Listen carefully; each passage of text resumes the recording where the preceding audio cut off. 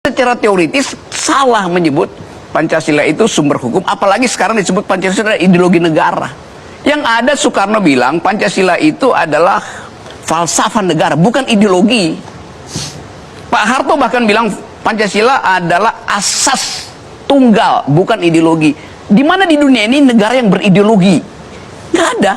Yang ada loh, fasisme itu ideologi. Pancasila sebagai sumber hukum adalah penyederhanaan yang kurang tepat. Pancasila sebagai stance fundamental norm menjadi landasan bagi hukum positif Indonesia meskipun bukan satu-satunya sumber hukum. Banyak negara memiliki ideologi dan Pancasila berfungsi sebagai panduan nilai dalam negara. Perbedaan penekanan antara Soekarno dan Soeharto tidak mengurangi esensi Pancasila sebagai fondasi negara. Nilai-nilai Pancasila yang menjunjung demokrasi dan keadilan sosial bertentangan dengan fasisme. Kesimpulannya, Pancasila tetaplah fondasi penting bagi hukum, nilai-nilai persatuan dan kemajuan bangsa Indonesia, sehingga kritik yang mereduksi perannya perlu dievaluasi kembali.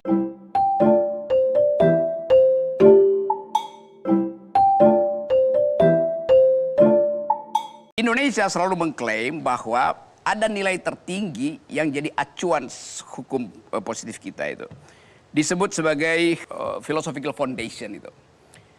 Kalau kita baca dari mana ide itu muncul? Muncul dari tradisi yang disebut positivisme. Dia nulis tentang Stephen Baum teori itu. Di dalam buku itu diterangkan bahwa sumber hukum terakhir dia mesti dalam kondisi fiktif. Jadi nggak boleh konkret. Sekarang Indonesia mengambil resiko dengan mengatakan Pancasila itu adalah sumber hukum tertinggi mengikuti teori Stephen Baum ini. Nah kalau kita konsisten, lo yang bikin teori itu bilang sumber hukum tertinggi itu nggak boleh dirumuskan. Dia harus abstrak supaya dia jadi shaping ideas aja tuh. Menjadi ide penuntun. Kalau idenya konkret, nanti orang bingung. Berarti nanti tafsirnya beda-beda tuh. Jadi biarkan sumber hukum itu abstrak. Sekarang kalau Pancasila disebut sebagai sumber hukum tertinggi, nah Pancasila itu konkret, ada tanggal lahirnya, silanya ada 5. Jadi secara teoritis salah menyebut Pancasila itu sumber hukum, apalagi sekarang disebut Pancasila ideologi negara. Di mana di dalam konstitusi kita disebut Pancasila ideologi negara? Dalam seluruh dokumen negara kita nggak ada. Yang ada Soekarno bilang Pancasila itu adalah falsafah negara, bukan ideologi. Pak Harto bahkan bilang Pancasila adalah asas tunggal, bukan ideologi. Tiba-tiba Jokowi bilang itu ideologi, konsekuensinya panjang. Di mana di dunia ini negara yang berideologi? Nggak ada. Yang ada loh, fasisme itu ideologi. Yang berideologi sekarang tinggal Korea Utara, komunisme itu. Jadi nggak boleh disebut Pancasila itu ideologi negara. Dia boleh kita sebut kesepakatan bersama untuk menuntun Indonesia. Hai guys, di sini saya akan mengkritik video tentang kedudukan Pancasila. Kedudukan Pancasila sebagai dasar negara, ideologi nasional, dan pandangan hidup bagaimana telah lama dianggap final. Namun, justru karena posisinya sangat penting, Pancasila perlu terus dikritis secara sehat agar tidak membeku menjadi sekedar slogan. Salah satu kritik utama adalah bahwa kedudukan Pancasila seringkali lebih kuat secara simbolik daripada praktis. Ia digunakan dalam upacara, dipasang dalam poster, dan dihafalkan dalam hukumnya. Tetapi implementasinya tidak selalu nyata dalam kehidupan publik. Ketidakseleraan antara nilai Pancasila dan praktis politik. Misalnya dalam kasus korupsi, ketidakadilan sosial, atau intoleransi menunjukkan bahwa keberadaannya sebagai dasar negara belum sepenuhnya menjiwa kebijakan.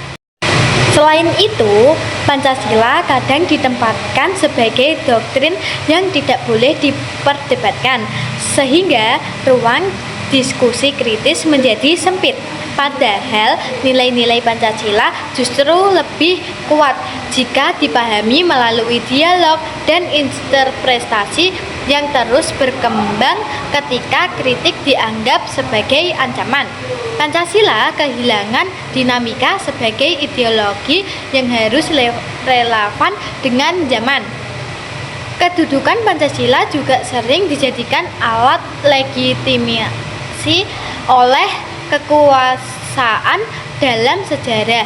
Tidak jarang pemerintah memakai nama Pancasila untuk memberikan kebijakan tertentu, meskipun kebijakan tersebut belum tentu mencerminkan nilai-nilai kemanusiaan, keadilan sosial, atau musyawarah.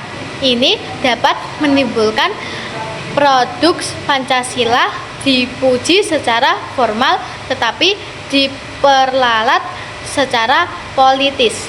Namun demikian, kritik ini bukan untuk meruntuhkan Pancasila, melainkan untuk mengembalikannya pada fungsi ideal sebagai pedoman etis, dasar moral bernegara, dan prinsip hidup bersama yang inklusif.